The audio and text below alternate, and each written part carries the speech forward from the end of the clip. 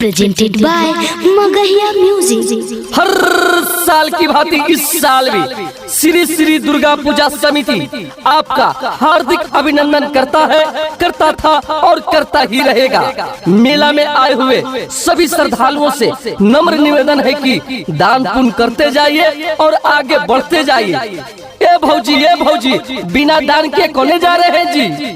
अरे कहाँ जाएंगे, दान कर रहे हैं ना, चिल्लाइए मत। Hello hello hello hello hello hello hello. अभी जस्ट माता रानी के चरणों में जो दान दिए हैं उनका नाम गया के अनुपम कुमार 501 रुपया, औरंगाबाद के रंजीतो 2051 रुपया, जहानाबाद के राजू दादा 501 रुपया नगद दान दिए हैं। माता रानी इन पर सदा अपना कृपा बनाए रखे। ए भौजी इतना देर काहे कर रहा है, दान देने में इतना देरी? खोजतानी बेगवा में छुटा तानी रुकी, भगती में ये हो भौजी करी जन कंजूसी। अरे कंजूसी कहाँ कर रहे हैं, खोजिए तो रहे हैं।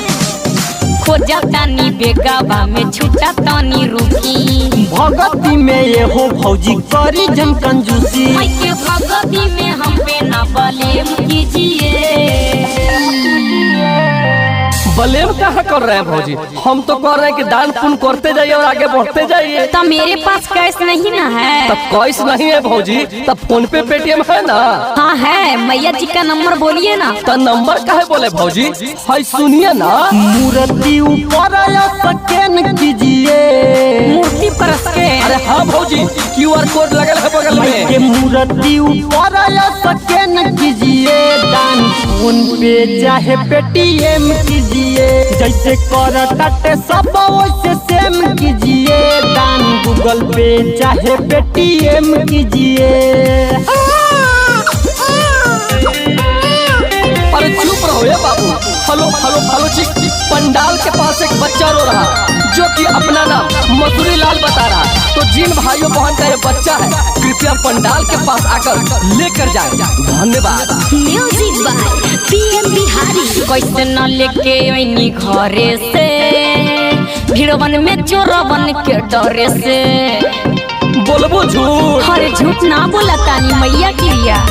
चली न भौजी बहाना जी, डिजिटल के बाटे जवाना जी।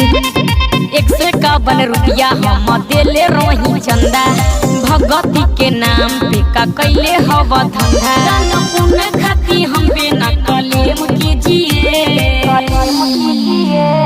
कलेम नहीं करे तो क्या करे भौजी? बताइए, मर्द सरकारी नौकरी वाला मिला है और दान पुण्य करने में बड़ी कंजूसी करते हैं। हम कहाँ कंजूसी कर रहे हैं, नंबरवा बोलिए ना। फिर नंबर बोलिए। अरे हाय सुनिए।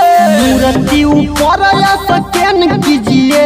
अरे ये भौजी जल्दी करिए ना, अगला के भी नंबर दीजिए। मैं के मूर्ति ऊपर स्कैन कीजिए, दान फोन पे चाहे पेटीएम कीजिए। जैसे करते सब वैसे सेम कीजिए, दान गूगल पे चाहे पेटीएम कीजिए। हेलो हेलो जी, हेलो। कोरोना काल को देखते हुए पंडाल में ज्यादा भीड़ न लगा और मास्क सैनिटाइजर का उपयोग करते रहे। ओ टोपी वाले भैया सेल्फी खींच के आगे बढ़ते चलिए। ओ दादी तनी भीड़ हटाइए, आगे बढ़िए। चाची आगे बढ़ते रहिए। जय माता दी। Recording by Magahiya music, Manpur block, Gaya. भैया न बाड़े तो हर साथे जी, झूठो के लगला माथा चाटे जी। ये देवरू काहे इतना चाट रहे हैं? दान पुण्य सुन भौजी करे से, दुखवा बलैया भागे घरे से। दान पुण्य में देवरू ना हम करी कबो कमी, मैया के कृपा से हम बनल बनी मम्मी। डीजे घूमे खातिर थोड़ा सा टाइम दीजिए।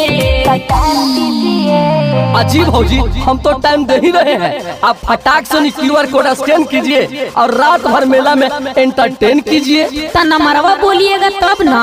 मारो मुझे, मारो नहीं, ये मजाक हो रहा है। एक सेकंड यार, मजाक हो रहा है। अरे भौजी हाय सुनिए। मूर्ति ऊपर स्कैन कीजिए। देवर जी आप समझ गए हैं। मैं के मूर्ति ऊपर स्कैन कीजिए, दान फोन पे चाहे पेटीएम कीजिए। जैसे करते सब वैसे सेम कीजिए। गूगल पे चाहे पेटीएम कीजिए। लीजिए 501 रुपया चला गया। फुलमतिया भौजी की ओर से 501 रुपया का नगद दान राशि मिला है। माता रानी इनको हमेशा खुश रखे। जय माता दी।